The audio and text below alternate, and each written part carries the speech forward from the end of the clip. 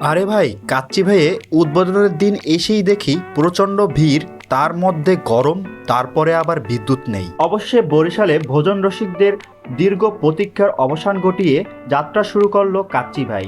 আজ 28শে জানুয়ারি, উদ্বোধনের দিনই আমি হাজির হয়েছিলাম তাদের নতুন আউটলেটে, কিন্তু গিয়ে যা দেখলাম সে এক এলাহি কাণ্ড।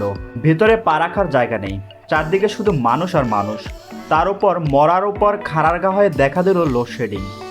এসি তো দূরের কথা, ফ্যানও চলছিল না। এই প্রচণ্ড গরমে আক্ষরিক অর্থে ঘাম দিয়ে গোসল করার অবস্থা হয়েছিল আমাদের। অনেকক্ষণ দাঁড়িয়েছিলাম, তারপরে অবশেষে ভাগ্যে জুটল একটা সিট।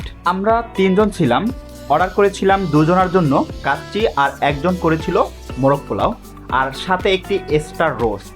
তারা নর্মাল সময়ে 320 টাকা করে এই কাচ্চির প্রাইসটা রাখে, আর এখন তো ডিসকাউন্ট দিচ্ছে। তাদের নর্মাল সময় যেরকম প্রাইস হতো একদম পারফেক্ট, কারণ এখন যে কোয়ান্টিটিটা দিছে ডিসকাউন্টের পরও একদম নর্মাল সময়ের মতো। তারা যে এই যে কাচ্চির ভিতরে 2 পিস করে তারা মাটন দিচ্ছে, আমার সাথে যারা ছিল সবাই 2 পিস করে পেয়েছে, কিন্তু আমি পেয়েছিলাম 3 পিস। এটা মনে হয় আমার ভাগ্যই ছিল, আমি জানি না আমার ভাগ্যটা কত ভালো, যার কারণে আমি 3 পিস পেয়েছিলাম মাটন।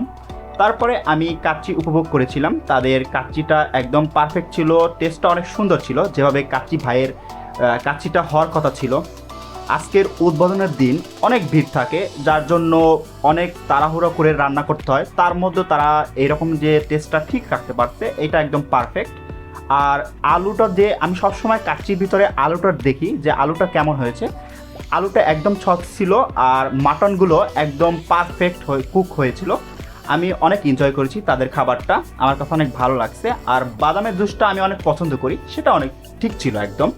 আর আমার সাথে যারা ছিল সবাই ভালো বলছে যে একদম ভালো হয়েছে, তাদের রান্নাটা যেরকম ভেবেছিলাম সেরকম পেয়েছি।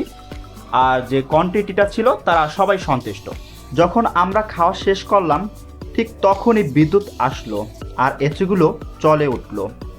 মনে হলো ভাগ্য আমাদের সাথে একটু মজাই করলো। সব মিলিয়ে এই ভিড় আর গরমে কাচ্চি খাওয়ার অভিজ্ঞতা ছিল একদম অন্যরকম।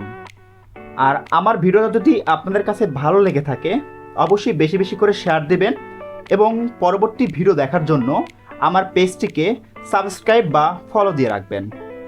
ভিডিওটি শেষ পর্যন্ত দেখার জন্য সবাইকে ধন্যবাদ।